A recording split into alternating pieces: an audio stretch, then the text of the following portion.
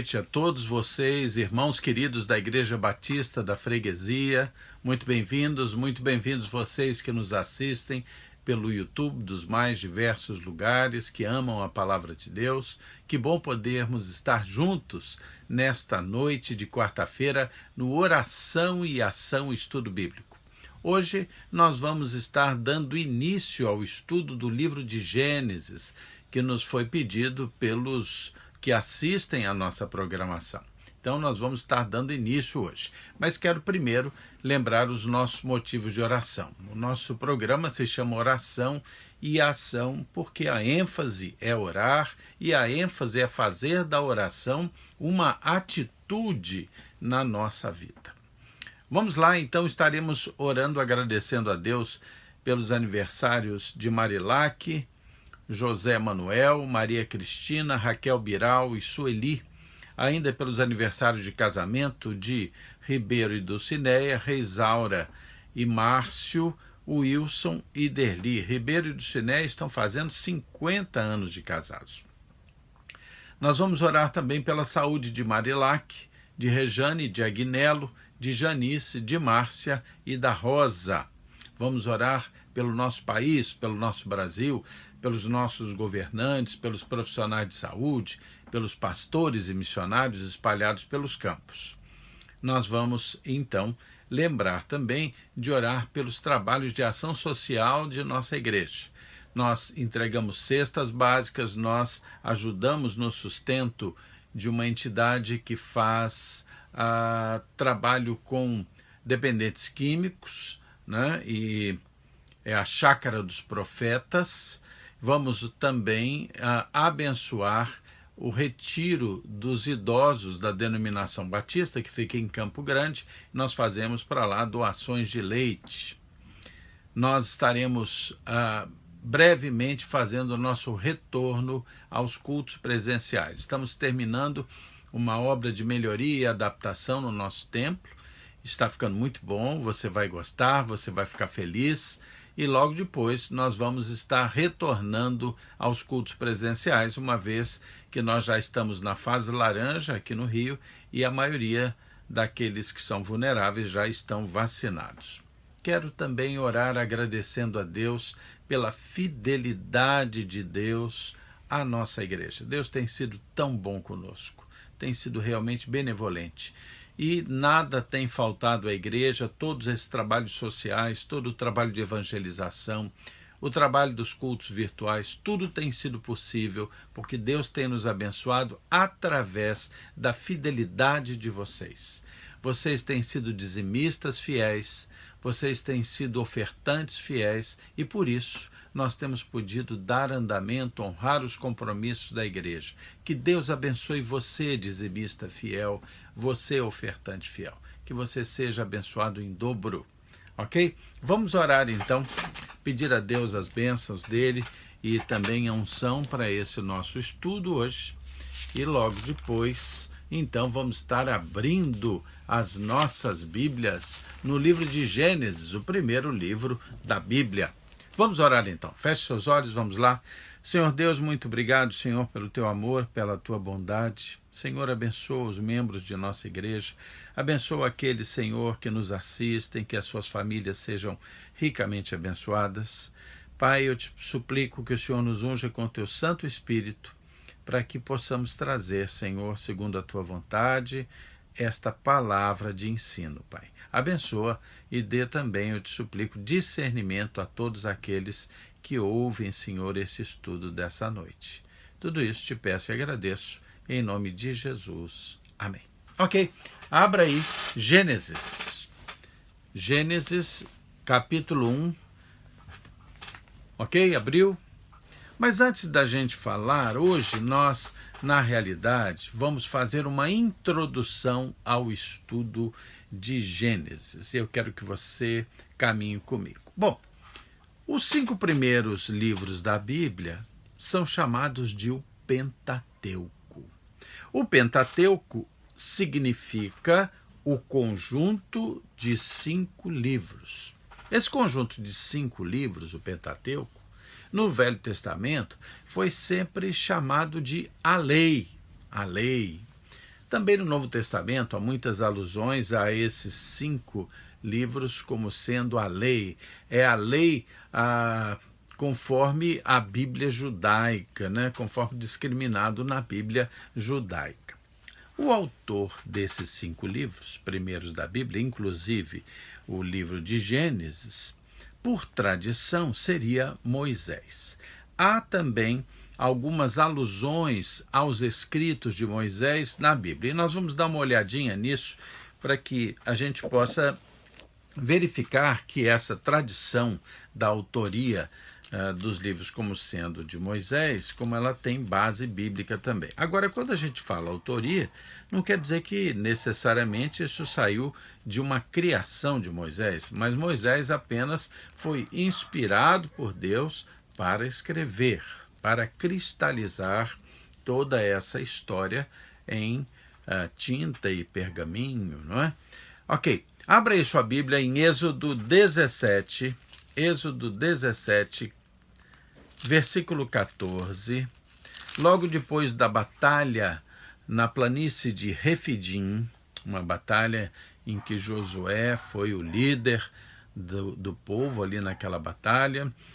Moisés, como vocês lembram bem, subiu ao monte, ali orava, Arão e Ur sustentavam seus braços. Muito bem, quando aquela batalha acabou e o povo estava ali sob o comando de Moisés, nós vamos ver aqui no versículo 14 de Gênesis 17 algo muito interessante. Vamos lá. Opa, estou em Gênesis aqui, desculpe. Eu estava com Gênesis na mente, acabei abrindo em Gênesis 17. Deixa eu achar aqui. Êxodo 17. Pronto. Êxodo 17. Veja o que está dito aí no versículo 14 de Êxodo 17. Então disse o Senhor a Moisés: escreve isto para memória num livro e repete-o a Josué, porque eu hei de riscar totalmente a memória de Amaleque de debaixo do céu. Uma palavra de Deus para Moisés, dizendo, olha, escreve, Moisés. Depois, há alusões também ao Pentateuco, à lei, como tendo sido escrita por Moisés, há alusões no Novo Testamento. Há várias, vou destacar uma aí para vocês. Abra aí em Mateus 19:8. Veja lá comigo. Mateus 19:8. Vai nos dizer o seguinte, Mateus 19:8. Jesus falando ao povo a respeito daqueles questionamentos que foram feitos com Jesus a respeito do divórcio, Jesus então vai remeter a sua observação ao Pentateuco e vai dizer o seguinte, Mateus 19:8, respondendo-lhe Jesus, por causa da dureza do vosso coração é que Moisés vos permitiu repudiar vossa mulher, entretanto não foi assim desde o princípio.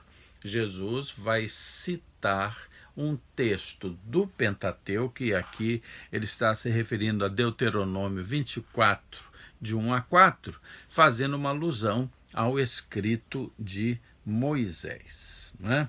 Vai se referir aí. Então, nós temos aí o Pentateuco, e aí incluindo Gênesis, por tradição, como aquele que foi escrito, os livros que foram escritos por Moisés. Muito bem, Moisés pode tranquilamente ter consultado documentos anteriores ainda para elucidação de detalhes históricos. Logicamente, Moisés não viveu na criação do mundo. No entanto, Gênesis está no Pentateuco, que por tradição é atribuído como tendo sido escrito por Moisés.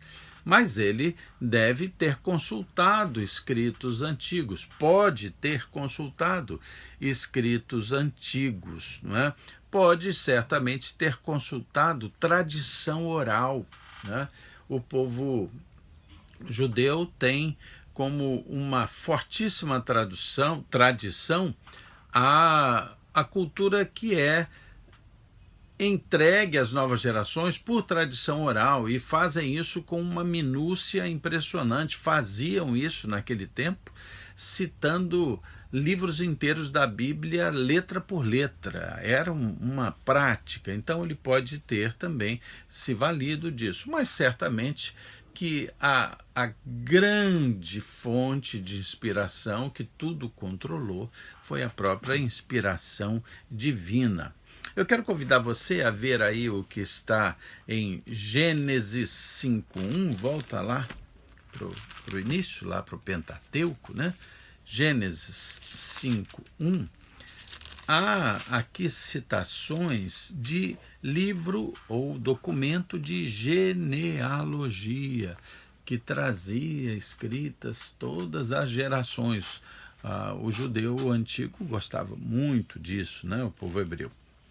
Então, por exemplo, aqui em Gênesis 5:1 diz assim: este é o livro da genealogia de Adão, no dia em que Deus criou o homem, à semelhança de Deus o fez. Então, há também a boa possibilidade de Moisés, escrevendo o Pentateuco, ter se valido da consulta de documentos anteriores, da tradição oral, mas certamente tudo isso sendo inspirado e coordenado pela ação de Deus, do Espírito Santo de Deus, ok? E aí você pergunta, poxa, mas ele consultou, pode ter consultado documentos antigos, tradição oral, mas aí isso não está saindo da cabeça de homens? Então o Pentateuco, a Bíblia, foi escrita segundo sabedoria humana? Nunca. Pegue a sua Bíblia, venha lá para o fim da Bíblia, para 1 Pedro 1, 20 e 21. Olha o que afirma a Bíblia, 1 Pedro 1, 21. Achou? 1 Pedro 1, 21. Muito bem. Eu estou achando que não é 1 Pedro, eu estou achando que é 2 Pedro. Deixa eu verificar. Isso. 2 Pedro. Não é 1 Pedro, não. 2 Pedro. 2 Pedro 1, 20 e 21. Preste atenção, esses dois versículos são preciosos. Diz o seguinte: sabendo primeiramente isto, que nenhuma profecia da Escritura, nenhuma, provém de particular elucidação, ou provém da visão particular de um homem. Nunca. E aí em 21 diz, porque nunca jamais qualquer profecia foi dada por vontade humana. Entretanto, homens, e aqui entre parênteses aparece santos, homens de Deus, falaram da parte de Deus, movidos pelo Espírito Santo. O texto sagrado, a Bíblia, foi inspirado por Deus, e aqueles homens que aqui cristalizaram essas palavras o fizeram por uma orientação de Deus, por uma inspiração divina. Muito bem. Agora, vamos pensar agora especificamente em Gênesis, no livro que nós estamos hoje começando. Gênesis é o início de todas as coisas, né? A palavra Gênesis, ela significa princípio, origem, né? É o primeiro livro e ela traz muitas orientações interessantes, e ela vai falar realmente das origens, do princípio, por exemplo, do universo, vai estar falando da origem do homem, da origem do pecado, vai estar falando da origem da civilização, da origem das nações, vai estar falando da origem da própria salvação, porque você vai notar de forma muito interessante que mesmo lá em Gênesis, naquele primeiro livro do Velho Testamento, o primeiro livro da Bíblia, você já vai encontrar alusões ao Jesus que viria, ao Messias que viria. centenas e centenas e centenas de anos antes. Então, o Gênesis também está falando do início, da origem, da salvação, da origem do povo hebreu também, né? Então, é um livro muito interessante porque nos coloca dentro da realidade da vontade de Deus, nos conscientiza disso. A data provável da escrita do livro de Gênesis se dá ali entre 1450 e 1410 a.C. Portanto, nós estamos falando de um livro que provavelmente foi escrito há cerca de 3.500 anos quase atrás. 3.500 anos. No entanto, cheio de experiências, de verdades e de valores que ainda são fundamentais e sempre serão fundamentais. Há temas teológicos dentro do livro de Gênesis que são maravilhosos e importantíssimos. Por exemplo, dentro do livro de Gênesis, nós vamos encontrar a doutrina do Deus vivo. Não é apenas uma força criadora, mas do Deus vivo e, além de ser Deus vivo, o Deus pessoal. O Deus que conhece você. O Deus que se importa com você.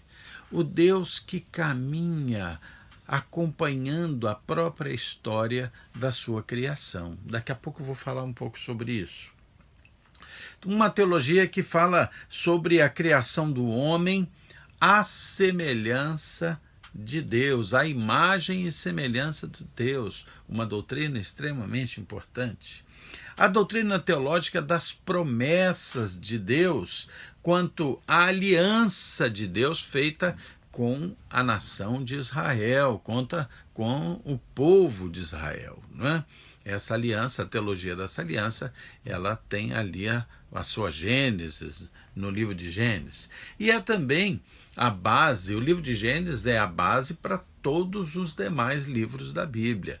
Os demais livros da Bíblia vão estar sustentados por tudo aquilo que foi apresentado no livro de Gênesis. O livro de Gênesis tem 50 capítulos, é um livro bastante extenso, embora não seja o mais extenso da Bíblia. Ele começa com a criação do universo e vai terminar com a morte de José do Egito, né? Esse período compreendido aí nesse trecho. Nós vamos hoje apenas dar início, postas estas orientações introdutórias, nós vamos ler os 2 primeiros versículos do livro de Gênesis, para a gente começar. Vamos começar apenas hoje. 2 primeiros versículos. Esse primeiro versículo é tão conhecido, né? Essa frase inicial, né? Então, vamos lá, Gênesis, o princípio, a origem. Gênesis capítulo 1, versículos 1 e 2, ok? Que diz o seguinte: no princípio, criou Deus os céus e a terra. A terra, porém, estava sem forma e vazia. Havia trevas sobre a face do abismo, e o Espírito de Deus pairava sobre as águas. Vamos pensar um pouquinho nesses termos, nessas poucas frases, mas que têm uma significação impressionante, né? A primeira, vocês sabem que esse texto aqui foi escrito em hebraico. O Velho Testamento foi escrito em hebraico. Então, a tradução que nós temos em português, ela originariamente foi feita a partir da língua hebraica, né? E no princípio, criou, essa palavra criou utilizada aqui, não é uma palavra que possa ser usada para algo que homens façam.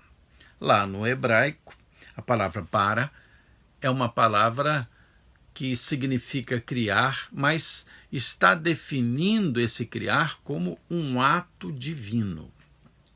Não é um criar qualquer que poderia ser impulsionado por qualquer um, por qualquer ser. Não. Aqui é um criar exclusivo como um ato divino. E aí vai dizer assim: no princípio criou Deus. Essa palavra Deus era mais comumente usada por aquele povo na língua hebraica ou como Elohim ou como Yahvé. São duas palavras que têm uma significância semelhante, mas tem também particularidades. Uma delas, muito importante, aqui quando diz no princípio criou Deus, um ato divino de criação, e esse Deus sendo Elohim, Elohim tem uma das suas características bem marcantes, o fato de ser Elohim como plural, não como singular. Então, há uma visão, há um entendimento de que esse Elohim aqui deixa muito claro que ali estava um Deus plural, ou seja, o Deus trino, embora a Trindade não tivesse sido demonstrada ainda aqui, porque nós estamos no início do texto, mas é o Deus plural, Deus Pai, Deus Filho e Espírito Santo. Um Deus plural, um Deus só em três pessoas, né? É interessante, você vai lembrar que lá na frente, quando já estiver acontecendo a criação do homem, o texto vai dizer, olha, vamos criar o homem à nossa imagem e semelhança. Não a minha imagem e semelhança, mas novamente um sentimento do Deus plural, Deus Pai, Deus Filho e Espírito Santo, né? Ok, o texto vai caminhando. No princípio criou Deus os céus e a terra. Esse sentido mais compreendido aqui da criação dos céus e a terra, uma referência, uma criação ao universo organizado. O universo organizado, né? Deus não estava ali como uma força criadora que simplesmente jogava o poder de criação e ali aquilo fosse seguindo as leis naturais, porque existem duas visões sobre a ação de Deus. Isso é importante que a gente perceba. Existe uma visão que é a visão do teísmo, que entende que Deus criou, é o Deus que cria e é o Deus que acompanha e influencia dentro da sua soberana vontade os destinos, as ações, as consequências do caminho daquilo que ele criou. Isso é o teísmo. E o deísmo considera Deus como uma força criadora que depois abandona a criação debaixo das leis naturais. Nós entendemos que aqui que a característica de Deus é o teísmo, é o Deus que cria e é o Deus que acompanha, que influencia a sua criação. Então, no princípio criou Deus os céus e a terra. No versículo 2 vai dizer, a terra, porém, estava sem forma e vazia. Existem duas palavras que definem essa questão do universo. Uma é o caos. O caos é o universo em completa desorganização. A outra é o cosmos, que é o universo organizado, é o universo harmônico. E aqui, no versículo 2, no início, a terra, porém, estava sem forma e vazia, está se referindo a uma situação caótica, ainda sem a mão de Deus definindo a ordem universal, né? A ordem universal, definindo o cosmos. Muito bem, o texto vai caminhando, a terra, porém, estava sem forma e vazia, e havia trevas sobre a face do abismo. E o texto aí vai dizer, e o Espírito de Deus pairava sobre as águas. Deus, na sua soberania, pairava sobre aquela situação ainda um tanto caótica, dando então início à sua ação criadora, transformadora agora. Entender algo assim interessante, que é o seguinte: essa pequena passagem aqui dos versículos 1 e 2, ela está fazendo um desdobramento, a própria produção do tempo, Aqui nós estamos falando em 2 versículos, mas nós podemos estar falando num intervalo ou num espaço de tempo enorme, enorme. Lembre-se que o próprio tempo é algo coordenado e ordenado por Deus. O Deus tem o completo domínio sobre o tempo, que é algo que nós nem podemos imaginar, né? Nós somos dominados pelo tempo e Deus domina o tempo. É completamente diferente. Então essa aqui é a situação do início do Pentateuco, do início do Gênesis, e agora a partir do versículo 3 nós vamos ver o Deus que, dentro do teísmo, que é o Deus que cria e acompanha e influencia na sua criação, vai dando início ao processo criativo, à formação do cosmos oriundo do caos, tudo em desordem, tudo inespecífico, e agora Deus vai ordenar, vai dar ali a vazão ao seu amor, à sua soberania, ao seu absoluto poder sobre todas as coisas, e dali partir para a criação plena. Ok? Mas nós vamos ver essa criação a partir do versículo 3, no nosso próximo Oração e Ação, na próxima quarta-feira. Então, na próxima quarta-feira, nós vamos estar vendo a criação do mundo. Ok? Vai ser muito bom.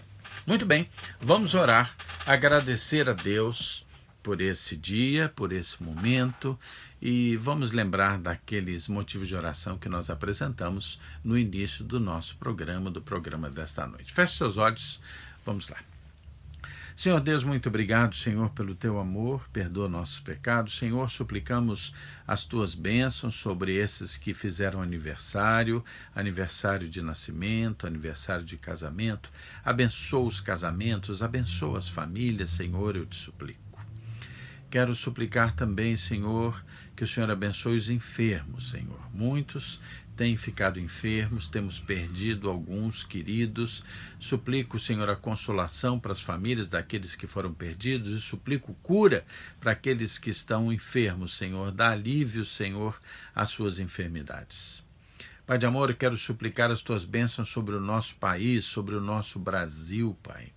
Senhor, salva o Brasil, Senhor, transforma o Brasil, restaura o Brasil, Senhor, abençoa os governantes da nossa pátria, Senhor, eu te peço. Abençoa os bons governantes, Senhor, protegendo-os, dando a eles sabedoria, Senhor, ousadia, blindando-os do mal. Protege os bons governantes, orienta-os, Senhor. Mas fala também a mente ao coração dos maus governantes, dos corruptos também. Fala a mente ao coração deles, Senhor, para que haja transformação, Senhor, e nós possamos ver o Brasil dos nossos filhos, dos nossos netos, diferente desse tempo de hoje. Que nós possamos, Senhor, ser realmente nação de Deus. Senhor Deus, suplico ainda a tua bênção sobre os profissionais de saúde, proteção sobre eles. Abençoa pastores e missionários espalhados pelos campos, Senhor. Abençoa, Senhor, as obras sociais com as quais nós estamos envolvidos, Senhor. Que nós possamos não apenas amar as pessoas, mas fazer deste amor a ação, Senhor. E abençoa todos esses que têm sido fiéis nos seus dízimos, nas suas ofertas, que eles sejam ricamente abençoados. Abençoa também, Senhor, o retorno às atividades presenciais, Senhor. Que nós possamos ser munidos, Senhor, da tua proteção e da sabedoria que vem do alto. Tudo isso, Senhor, nós te pedimos e agradecemos em nome de Jesus. Amém. Queridos, Deus abençoe vocês. Na próxima quarta-feira vamos ver a criação do mundo. Vai ser muito bom. Tem uma surpresa para amanhã. Amanhã, no Oração e Ação Juventude, da Juventude, nós vamos ter uma boa novidade para trazer para vocês. Uma novidade que vai ajudar pessoas, e vocês vão poder também ajudar pessoas e ajudar a vocês mesmos. Será uma novidade muito boa. Deixo para amanhã para trazer essa novidade para vocês. Então, amanhã, Oração e Ação Jovem, às 19h30. Nos vemos lá.